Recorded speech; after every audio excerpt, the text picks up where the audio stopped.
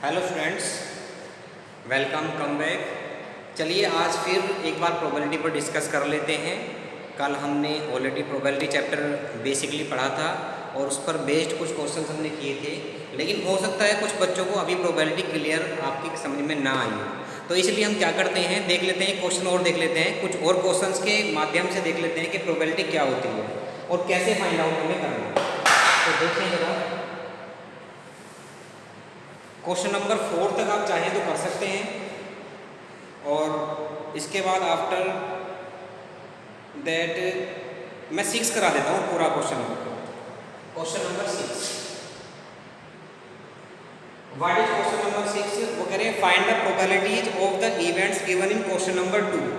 Question number 2 जो आपने outcomes लिखे थे जिसके, आपको उन सबकी प्रोबेबिलिटी बतानी है। वो कह रहे हैं when a die is throw, जब डाई थ्रो करते हैं तो पहले तो देखो इसमें दो चीज़ें चाहिए आपको, टोटल आउटकम्स एंड फेवरेबल। तो मैं करता हूँ, देखो यहाँ टोटल आउटकम्स क्या होते हैं?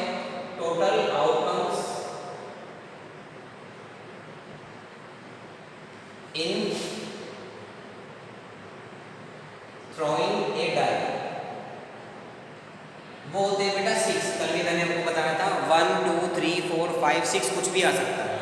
अब पहला पार्ट क्या आता है इसका? ए प्राइम नंबर, ए प्राइम नंबर। पहले हम प्राइम नंबर लिख लेते हैं, कौन कौन से होते हैं? 2 होता है, 3 होता है और 5 होता है। तो यहां लिख लेते हैं फॉर प्रोबेबिलिटी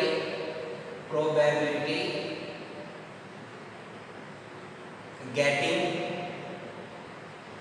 प्राइम नंबर। अब देखिए प्राइम नंबर फेवरेबल कितने हैं? प्राइम नंबर जिसकी प्रोबेबिलिटी हमें फाइंड करनी है तो वो फेवरेबल आउटकम्स होते हैं। वो कितने हैं? 1 2 3 अपॉन टोटल आउटकम्स कितने हैं? 6। तो 3/6 आप डिवाइड करेंगे तो दैट इंप्लाइज 1/2 आ जाएगा। क्लियर? फिर ए के बाद में बी पार्ट लेते हैं, वो कहते हैं नोट ए प्राइम नंबर, नोट ए प्राइम नंबर। प्राइम नंबर नहीं होगा तो कौन से नंबर आएंगे आपके टाइम पर? 1 आ सकता है, 2 आ सकता है और 6 आ सकता है। ये भी ट्री है। यहां भी प्रोबेबिलिटी निकाल दीजिए, प्रोबेबिलिटी गेटिंग नोट प्राइम, वो भी सेम यही होगी 3/6 इज इक्वल टू 1/2। इसके बाद सी पार्ट हम कंसीडर करते हैं। सी पार्ट में क्या कहा है? ए नंबर ग्रेटर देन 5, ए नंबर ग्रेटर देन 5।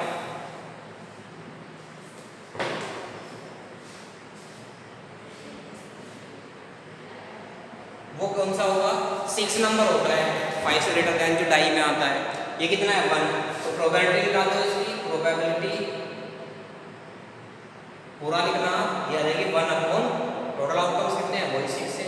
सी के बाद डी देख लेते हैं, क्या कह रहे हैं वो? ए नंबर नॉट ग्रेटर देन 5, यानी कि 5 से ग्रेटर देन नहीं होना चाहिए, यानी कि उससे लेस देन हो।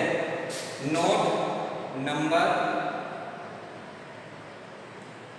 Not greater than 5। वो कौन कौन से होते हैं? 1 5 से ग्रेटर देन नहीं है, 2 नहीं है, 3 नहीं है, 4 नहीं है।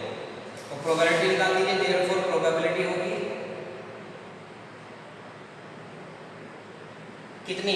कितने नंबर से? 4 है, ऊपर 4 आएगा, नीचे टोटल आउटकम्स वही है 6। 2 से डिवाइड करेंगे तो 2/3 आ जाएगा।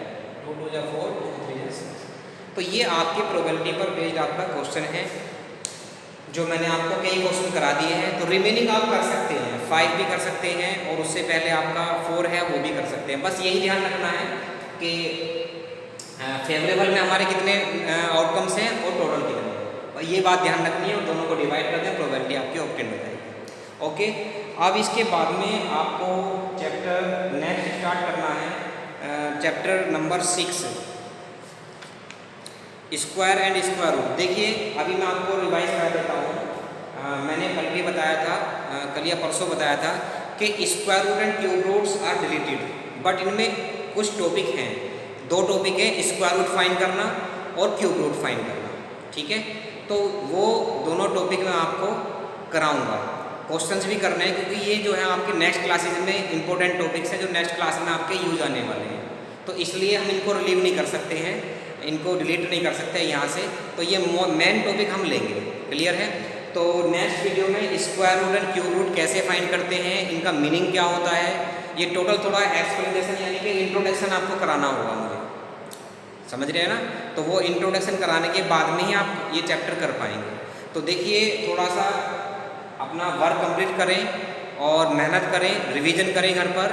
कोई प्रॉब्लम है तो मुझसे शेयर करें, क्योंकि आपका सिलेबस काफ़ी हो जाएगा, क्योंकि 4 लेस हो गया आपका, 5 तक हो गया कंप्लीट आपका, और इसके बाद में 6, 7 में भी ज़्यादा टाइम नहीं लगने वाला आपका।